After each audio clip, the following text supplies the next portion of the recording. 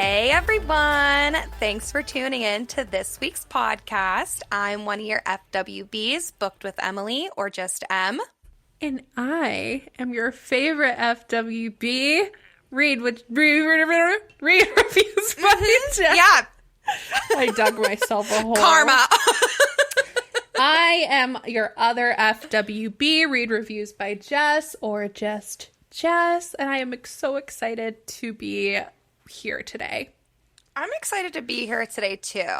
I really am. We are going to be talking about Icebreaker by Hannah Grace, her debut novel, a book talk sensation. But before we even get into the nitty gritty, Jess, your second favorite podcast host, is going to kick us off with some icebreakers.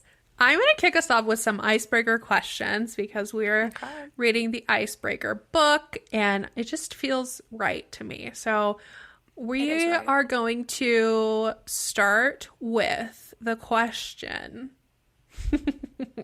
I'm nervous. I don't know what she's about to ask. So, what is one article of clothing that someone can wear that would make you walk out on a date with them? So they show up in this article of clothing and you're just like, absolutely not. And you leave. Oh boy. And you can't be like, oh, nothing. Like, I don't judge a person by their... No, you're judging this person. No, I do judge people. I'm just trying to think. I think probably if a man walked in maybe wearing like... Oh, you know what really bothers me? Okay, if a man walked in wearing his jeans around his butt crack, like hung real low, I'd be like, nah, this isn't for me. Ooh. And I'd walk out. Just like pull them up, put a belt on, yeah, you know? That's true. So, that's true. That's what I would say no. Okay, that's fair. Mine would be jeans and flip-flops. Flip-flops in general is a big no for me. Yeah, my husband wears flip-flops. I don't know when this happened. Like, he used to be so anti-flip-flop, and I had no say in it. Like, I bought him for the beach, and I was like, this is fine. And then they just became, like, his comfort flip-flops. And now... I think you need to really just kind of take them away from him. I'm going to try. Devin, if you're listening, your flip-flops and me have beef, and they're going to the garbage. Yeah, okay. That's a good one, though. I like that. Flip-flops are a big no for me. Yeah, I'm same. Clearly. Okay, next question. The zombie apocalypse is here. It's coming, and it's here. Okay. Who are the three people that you would want in your corner? And they have to be fictional from a book. Don't say, no, you can't say all three from the same book. They have to be from different books. I just made that rule. You don't make the rules here. I just did. Okay. Oh gosh, this is a lot of pressure. I would, if they could be from the same book, easy, Reese, Cassian, and Azriel, because that's an obvious answer. Yeah. So if they have to be from different books, I would pick Cassian from ACOTAR because I think he's the biggest and baddest and sexiest of them all. Oh, you're having a good apocalypse. Yeah, I don't even care about the zombies. And then it would be Hunt from Crescent City because he reminds me a lot of Cassian, and I think that could just be a fun time. And then my third one... you know what? Since we're talking about Icebreaker, I'm going to say Nate from Icebreaker because he is just a little sweetie pie and I don't know. He came to mind. So I'll probably regret that answer later, but that's who I thought of. Yeah, I would say those were good answers, I think. I would say Reese from ACOTAR just because he's the most powerful High Lord and he can just like turn bitches to dust. So I'd have to go with that. Kind of a shit move on you for picking Cassian, but I'll forgive you. Yeah, agree to disagree. Cassian is superior, but it's fine. And I would say Cole Blackwell from Sinners and Saints duet. Okay, Sophie Lark. Yeah. He is a straight up serial killer. Like, he's just wild. So I would pick him for sure. And then I'd also pick Nero Gallo from Savage Lover by Sophie Lark because he's a psychopath. Yeah. Yeah, and he's a good driver. So if we needed to get away from a herd of zombies, I feel like he'd have us. I guess Reese could fly us, actually. I lied. But I'd still pick Nero. Yeah, no, I think those are 3 really good choices. I think my heart isn't into Nate, but like I truly cannot think of anyone else, so we're just gonna like roll with it. What about Darius? From Zodiac Academy? Is that his name? Oh my god! Yes! Why didn't I think of that? Okay, let me redo this, my 3. Okay. It would be Cassian from ACOTAR, 1000%. Hunt from Crescent City, because I think him and Cassian would be so much fun together, and I think they would be able to just really keep me safe. Yeah. In a lot of ways. And then I would definitely choose Darius from Zodiac Academy. I can't believe I didn't think of him. Oh my God. Yes. Yeah. But I think they would clash. All 3 of them. I think that they would for sure. butt heads. Like, mine are not getting along. Yeah. But hopefully over me. Like they'd fight over me. And I'd be like, boys, there's enough of me to go around. They're just like, we're literally in a fucking apocalypse. Okay, that's a good one. That's a good one. Okay, here is another question. What is your favorite sandwich and why? Okay, I'm torn between 2. Okay, hit me. So I'm from Pittsburgh, so obviously Permanis is a big Pittsburgh thing. So I would go with either the capicola from Permanis with the fries and the coleslaw, or just a classic Italian hoagie. Like, you just can't go wrong with a classic Italian heated up with Italian dressing and mayo. Yeah. Those are both... I would go Italian. It's a safe bet. Italian, for sure. Yeah. I am also from Pittsburgh, but would never choose a Permani sandwich just because I feel like they are overrated. Well, it's a good thing that you left Pittsburgh. It's a good thing that I am out of there. I would pick maybe like okay, here's what it is. It's toast. Okay, there's toast. You toast the bread, and then it's basil pesto, and then it's like a thick, like carved turkey, like piece of turkey, and then there's tomato and brie cheese on it. Okay, I like everything. If we could replace the turkey, what do you want? I would do like maybe ham or with pesto. Yeah. Okay, it's a roast chicken. How about that? Or chicken. Chicken would be good. Yeah, no, for sure. So you're bougie with the pesto. Okay. I'm a Trader Joe's hoe, is what it is. You are. I am a Giant Eagle girl. Giant Eagle. Go down to Giant Eagle. Go down to Giant Eagle. Down to the south side. All right. Well, okay, last song, and then let's get right into this book because I'm excited to talk about it. Did I say last song? Mm-hmm. Yeah. Yes, well, you did. The question is, you have to sing karaoke. What song do you pick? Let's go, girls. That's a good one. 100% Shania Twain, or something by Celine Dion. Or I think Shania Twain, Whitney Houston, and Celine Dion are the top 3 karaoke. So you're trying to belt. Oh, 100%. I'm trying to get the crowd going. I want people clapping, maybe some lighters or a cell phone for like some light. Like I want to bring the house down. I love that. Mm-hmm. Okay. Yeah. I vibe with it. Thank you. I would pick something by T-Pain, probably. I think that's when I would take the chance to go to the bathroom. I would probably pick... No, I'm just kidding. I would pick Someone Like You by Adele. Ooh, and I'd depress everybody. So Jesus. everybody wants to cry and have sex with each other. I think that's amazing. Yeah. And that's a good choice. And I love your reasoning behind it. So I feel like we really got to know each other better. I am going to visit Jess in 10 days. And so I expect an Italian hoagie waiting for me. And to be serenaded. Yes, exactly. By me. I want to go karaokeing. And Karaokeing? I want to go karaokeing. And I want to cry. And then... My husband's coming with me, so we'll see where to say. What are you doing? What are you going? Where are we going? Your guest bed is kind of squeaky too, so we'll see how that goes. But yeah, I did hear you guys in there last time. Probably just rolling around. I'm just kidding. Oh, Moving on. let's get to the book. So we are talking about Icebreaker by Hannah Grace, debut novel. As I mentioned, book talk sensation, really making its way over to Bookstagram. It's kind of just taking the book community by storm, I think. I've seen a lot about it.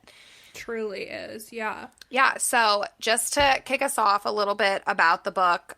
So it is about two people, really, the main focus. It is going to be a 7-book series, but the book one is about two people, Anastasia and Nate, or Nathan.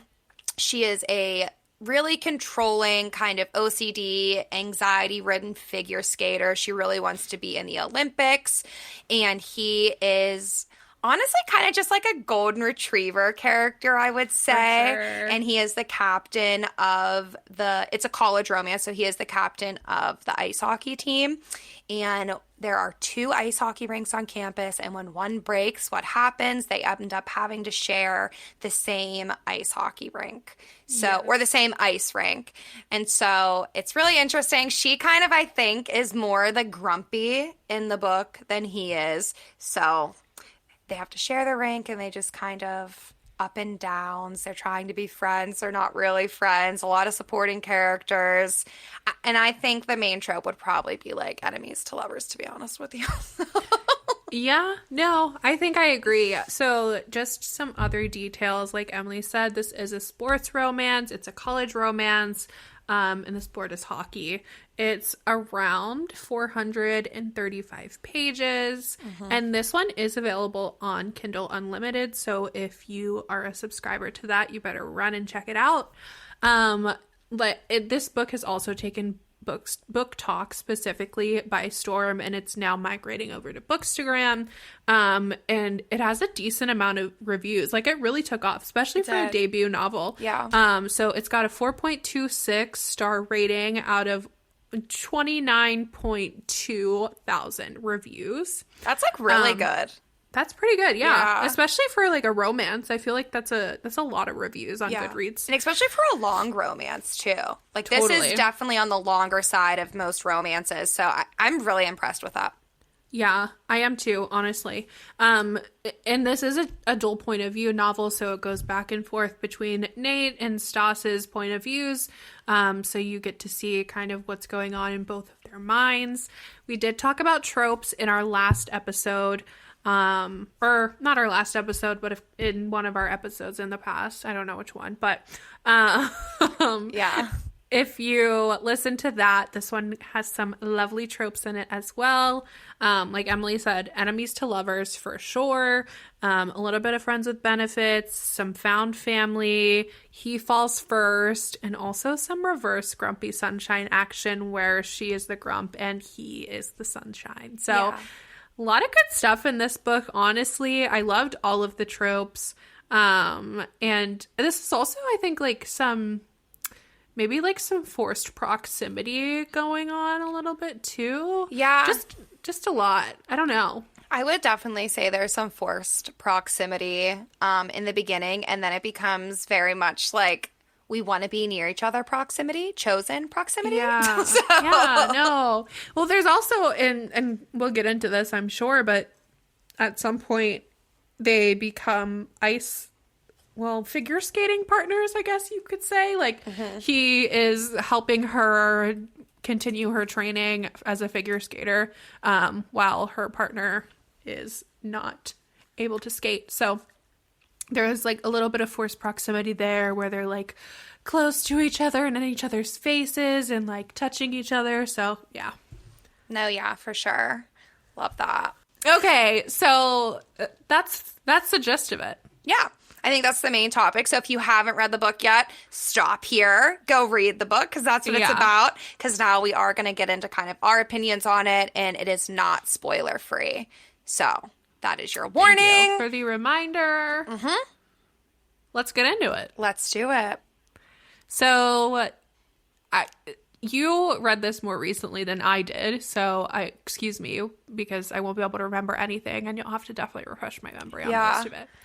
I will try and do that. I guess right off the bat, my thing is, like, this is a debut, which, and it's a longer romance, which is kind of like not common. Like, did you ever get tired of reading it? Like, how did you feel about it?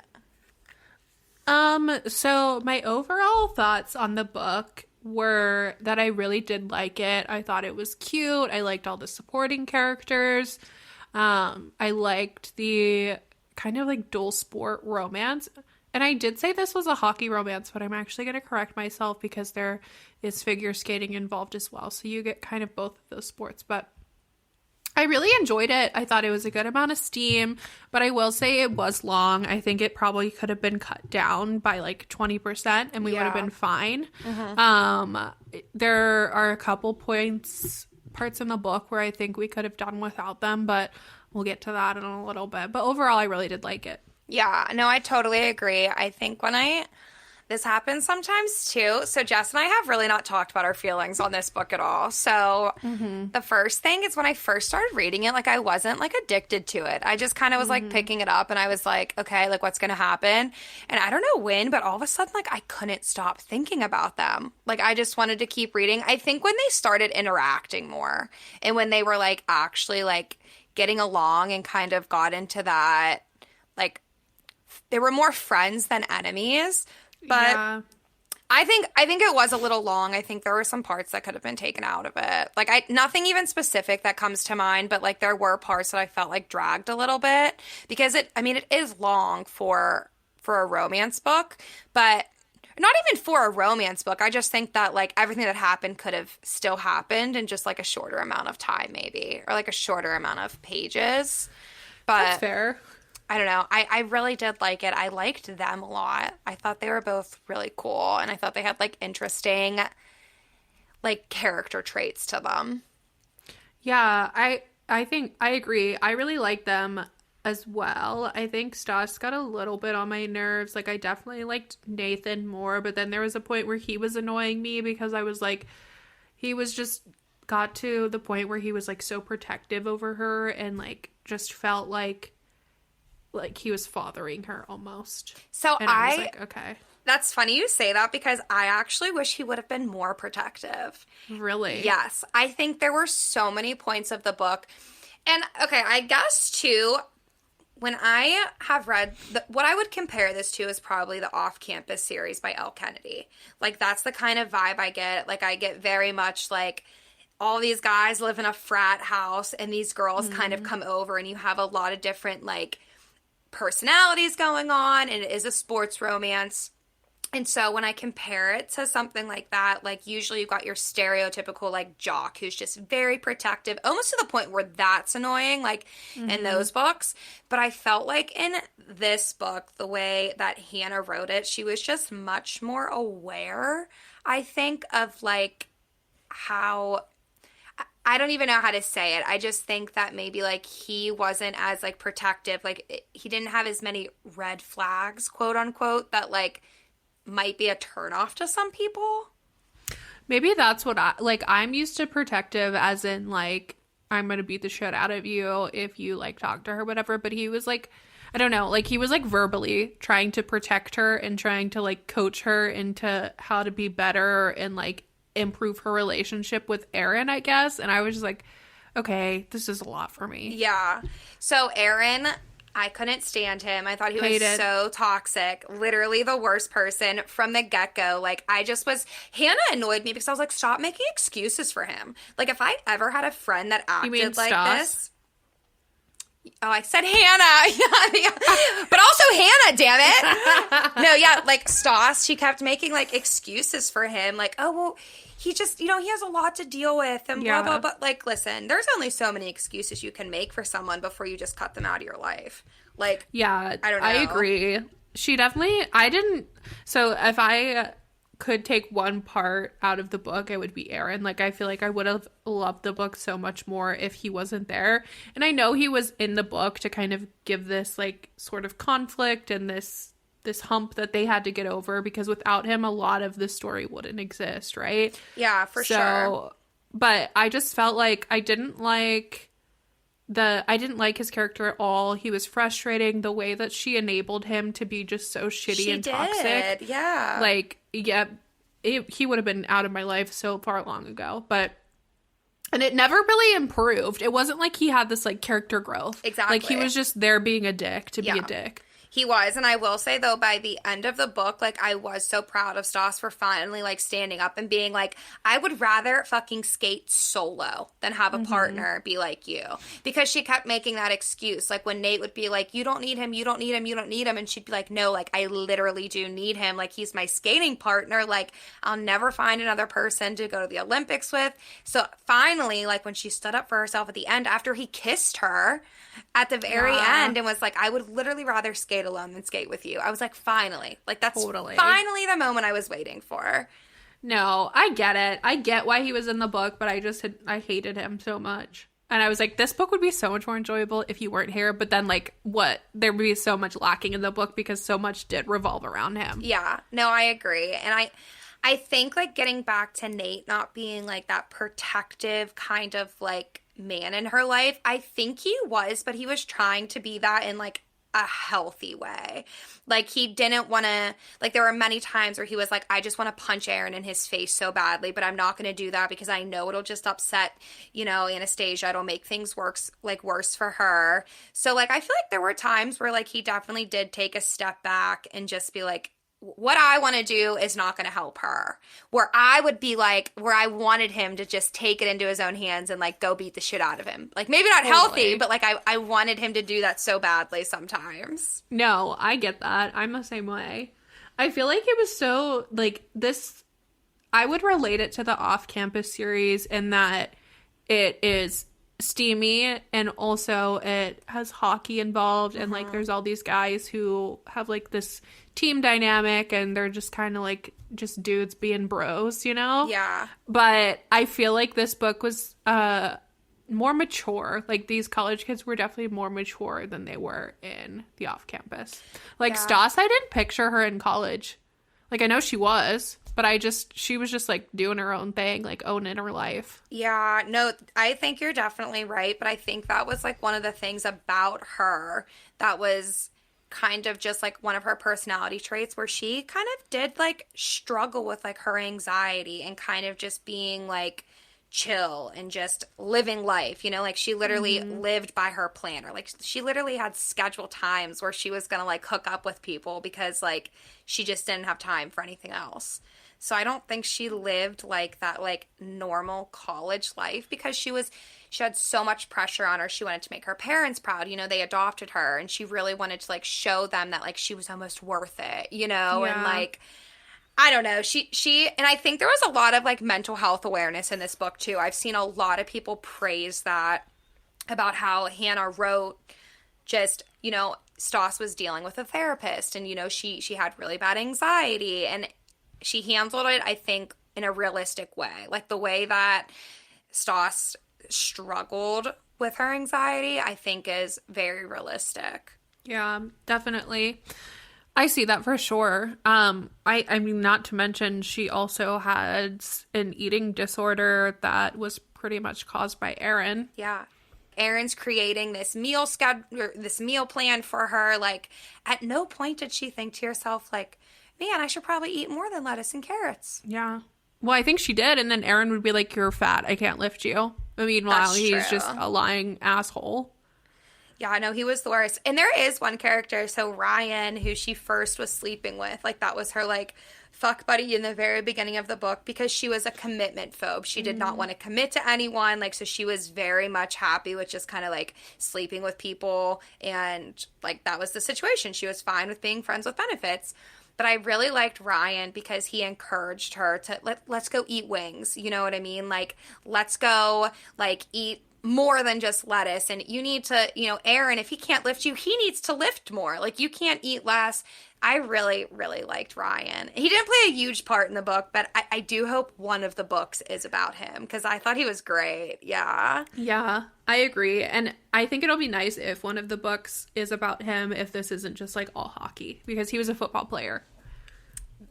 He was the basketball captain. Was he basketball? Yeah, he was basketball. I swear he was football. What's that? I swear he was football, but I'm probably wrong. Yeah. You're wrong. So. Jesus Christ. Okay. He was Ryan was a basketball player, so I really hope I really hope that they're not all hockey, because I do like a hockey romance, but at some point it gets repetitive, I feel. I think if it would be 7 books on hockey, that would be a lot. But I think another interesting, I don't know if he will have his own book, but Robbie is one of the characters. I mean, as you know, he lives in the house with them, and it's Nate's best friend since childhood, and he's actually in a wheelchair. He's a paraplegic. He had a skiing accident at Nate's dad's ski resort, and so he kind of is like a mentor, like a coach for the team. So I think it'd be interesting if a book was about him, kind of like where his path takes him, like after leaving college. You know, like, does he become a coach? No, that's a good point. I wonder if he will have a book, just because we saw a lot of his relationship with Lola in this book. So unless they break up, I feel like, where do you go from there, you know? Oh my gosh, wait, did you catch, too, that Nate was going to play with the Vancouver Agitators after he graduated? Yes. I loved that. I loved that little Easter egg. I also liked, too, the part on the plane where she's reading her spicy book. It's the Kiss Quotient. Oh my god, I know. I saw that, too. I loved that. I love when, like, authors will kind of, like, mention, like, other authors and stuff like that. I think that's so fun. But the Vancouver Agitators don't exist, right? No, that's Megan Quinn. Well, I know that, but I just wanted to make sure. Oh, they might. Oh, I don't know. I don't follow ice hockey. I don't either. I don't think that's a real thing, but I love that. I thought that was so fun, because if you didn't know this, we love Megan Quinn, and we really like her books. So I thought that was like a nice little Easter egg for sure. No, yeah. I think she had a lot of cute little Easter eggs in there, which I really liked. What did you think about the steam and the spicy scenes? I loved it. I knew that it was going to be steamy going into it, because people said that it was really steamy. But with this being like a 435-page book, I was so worried that the steam wasn't going to kick in until like 50%, you know, and I'd have to read like so much to get there, because I love steam in a book, I'll be honest. It kicked in so early. Like, it happened so early on, and I was there for it, and I thought they were such good sex scenes. Like, and not even just the sex, like everything about it, the build up to it, the tension. He was such a dirty talker. I loved it. I thought it was so good. I agree with Emily. I think the steamy scenes weren't super like unconventional or anything. No. Like, it's just your average like sex scenes, I think. But he definitely was a dirty talker. He definitely was. I feel like the book talk term for this is, well, I just think in the general term, is a soft top, which means that they are like this submissive golden retriever nice guy in real life, and then in the bedroom they're kind of like dominant and like have this like dirty side around them. I learned something. I had no idea that was a thing. You know, I'm for the people. It's fine. I am an educator. I agree. He definitely would be a soft top. Is that what that is? Okay. I could see that. And I think I was a little nervous at first, actually, for the steam, because he is that like golden retriever personality. Like, I was so like, is he going to be able to like bring it to the bedroom? Like, is he going to be able to like show like a dirty side? But one thing that just got so like old to me, and it does in a lot of books, like, we get it, right? Like, he has a massive dick. Like, it just, every time they have sex, like, it just, like, I don't know. Does that annoy you at all? Oh, like, for sure. I just got so tired of hearing about it. Like, I get it. Like, you're stretched. You're stretched to the max. You can't go any further. You're so small, you can't take my giant, massive cock. Yeah, like, it's just, we get it. Like, we get it. No, you know? That's actually, we're going to have to do a whole segment on our pet peeves of books, because that's one of mine as well. Is like, all right. Yeah, it is. And another pet peeve of mine, too, and maybe this is just, you know, Tim, if you're listening to this, you might want to stop. But my experience in college is college boys don't know how to make you orgasm in 0.3 seconds. Okay? Yeah. They just do not. Like, it just doesn't happen. I get it. It's fiction, and I live for the steam. I love the spice. But, like, it's just unrealistic. So if you are like a virgin reading this and you expect this is not real life. Yeah, this is not real life. He might have a massive dick, but that doesn't mean he knows how to use it. Okay? And he might have a tongue, but you're not going to have an orgasm. Well, you heard it here first, folks. Small dicks and no orgasm is your reality. I really just went off on a tangent there, but it just That's is how okay. I feel. No, yeah. I agree. I think, too, because it's, I don't have a problem with people saying, like, oh, his dick is so big over and over, but then it's like, oh, she's this small, petite girl. How's she going to take this monster cock? And it's just like, okay. Yeah. She'll figure it out. I think she's going to do it. Yeah, she she'll did be do fine. it several times in many different positions, so She'll be it's fine. good. But you know what? I feel like there was a lot of oral sex in this book, particularly. So much. He had a magic mouth. They both did. Yeah. They both did. I feel like I remember those scenes over, like, actual penetrative sex. Do you know what scene I remember the most? Was when she showed up wearing JJ's jersey, and he took her to the bathroom and apparently bent her in half as he was railing her against the wall.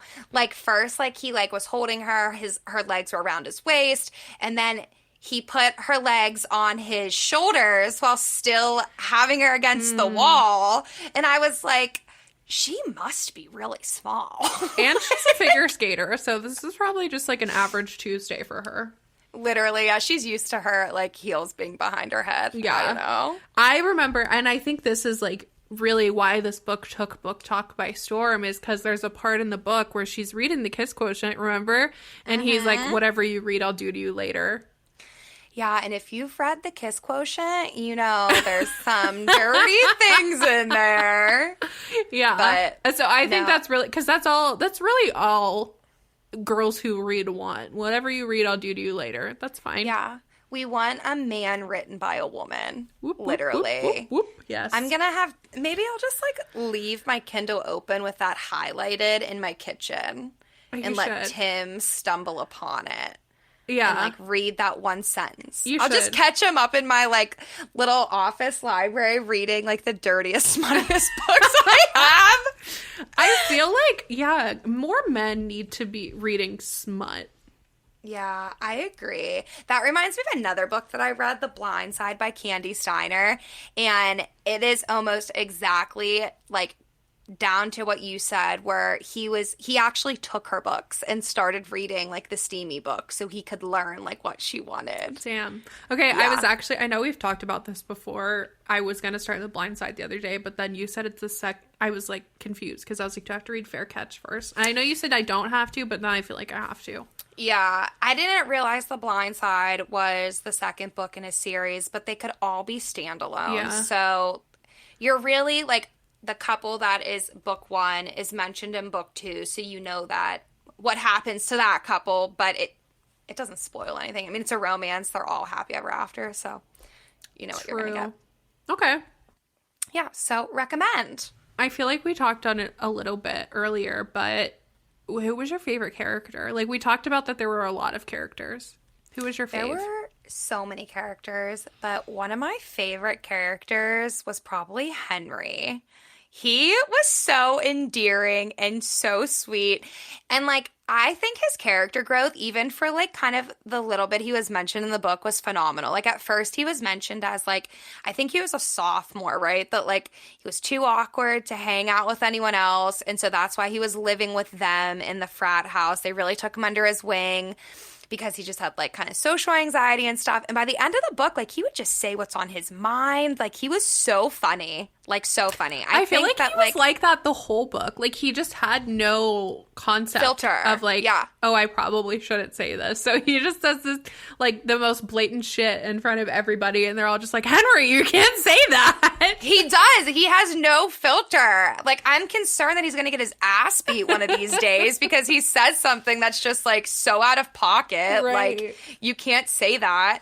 But I really hope that one of the 7 books is about him, because I think, like, a lot can be done with his character. I'm, like, super interested to see, like, what kind of girl, like, he falls for, or, like, falls for him. Yeah, I'm excited for that too. I think Henry would probably be my favorite character. I also really liked Russell. I thought his character was just, like, super sweet and also, like, shy, and I liked that him and Henry started to form, like, a little bit of a bond as well.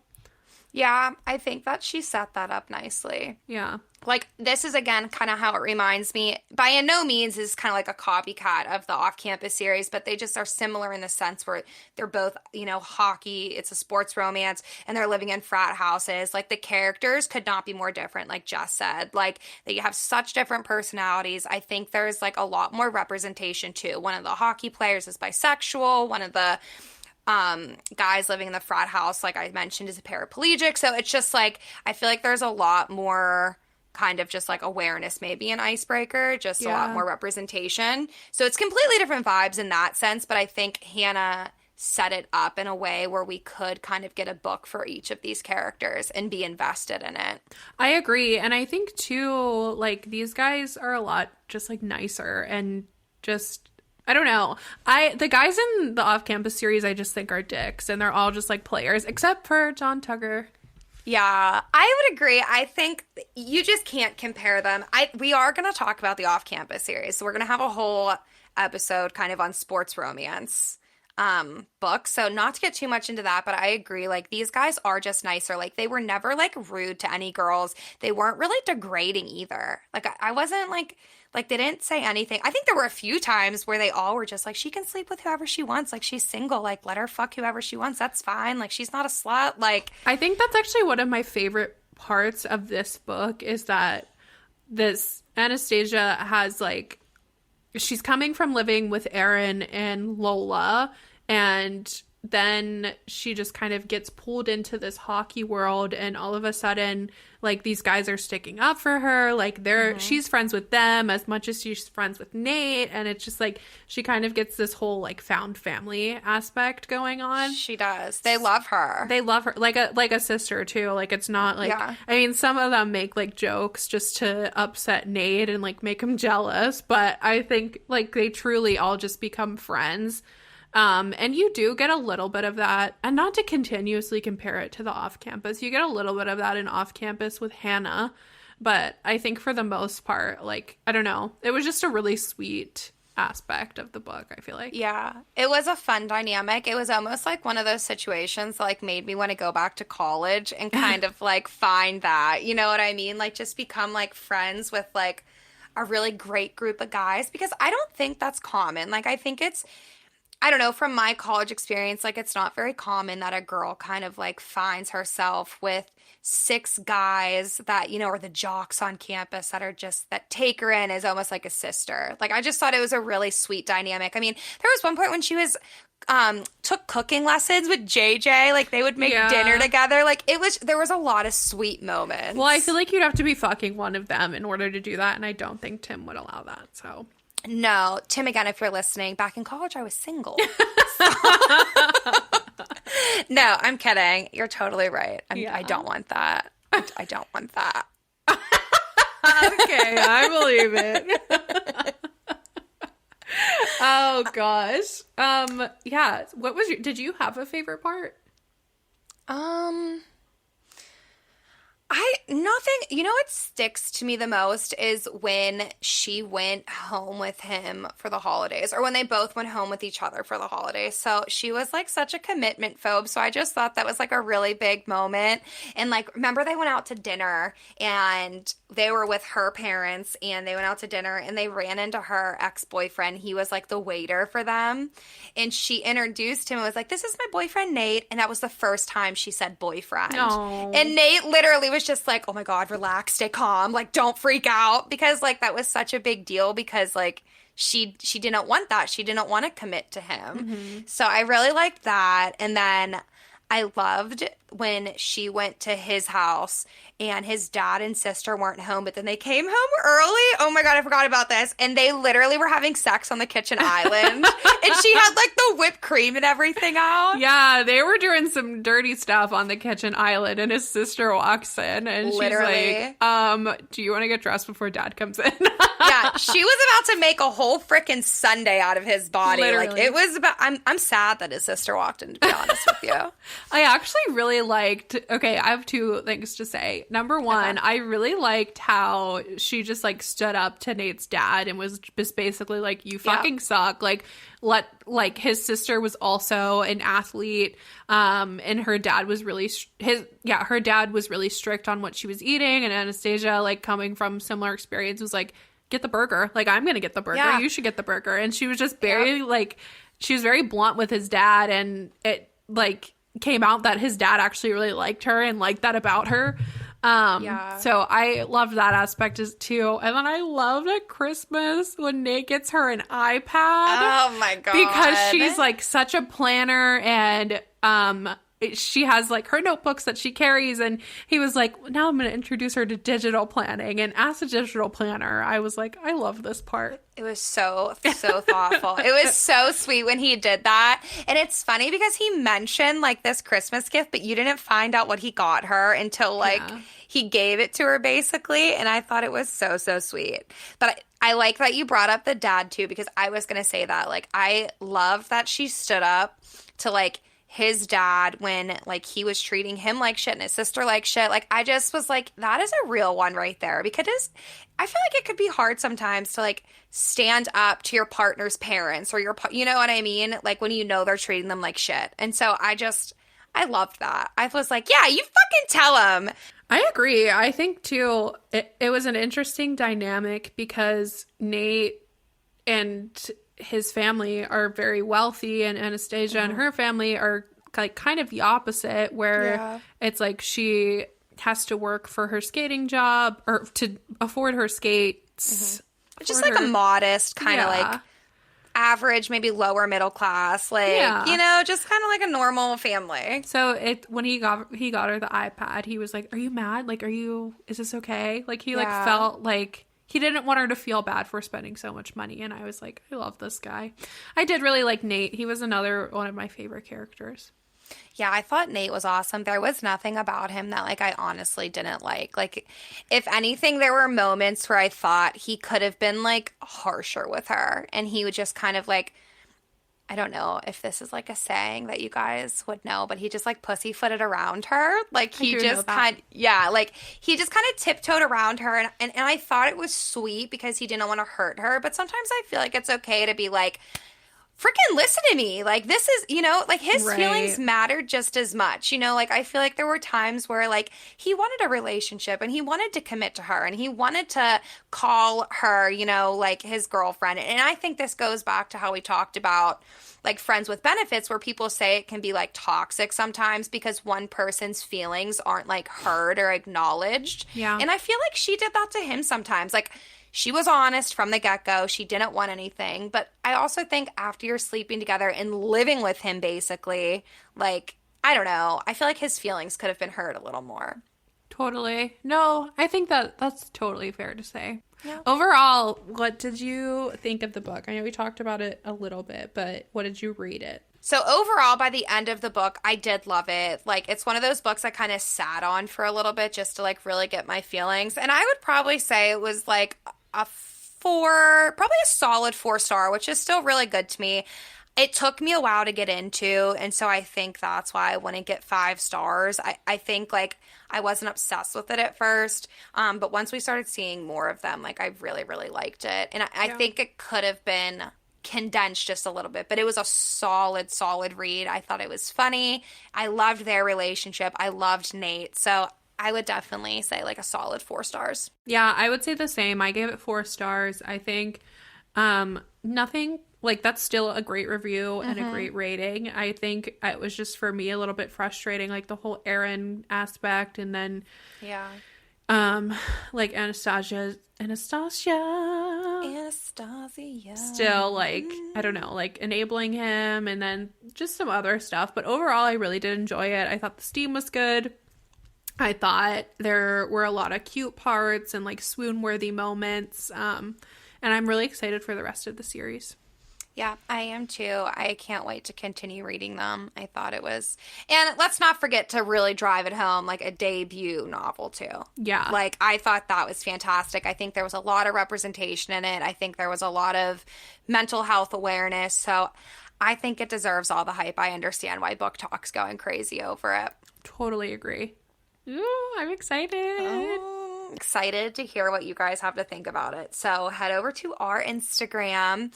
We'll have a post on this eventually, and we're excited to hear about your thoughts on the book in the comments. But just remember, even if you didn't love the book, be kind. You know, you don't need to bash the author in the comments. It's just someone still spent a lot of time writing this book.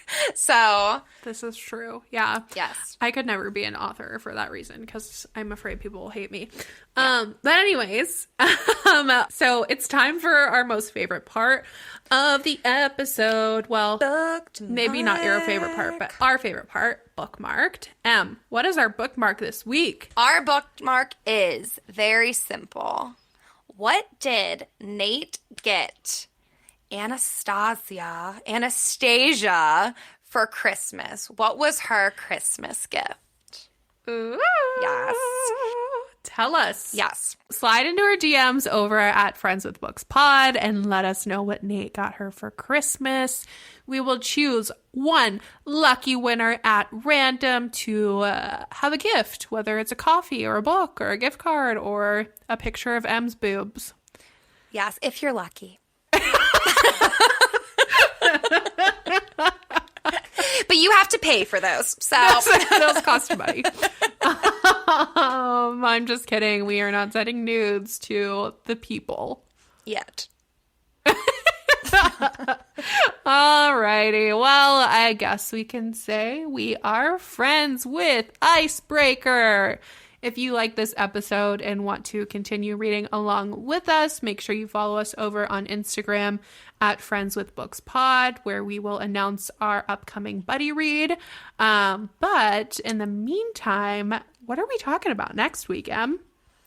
It's a surprise to everyone, including us. Next week will be... I'm just kidding.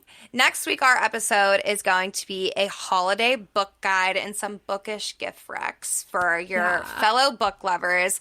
And we are so excited because we have learned one thing about each other, and that is our love language is definitely buying things for one another.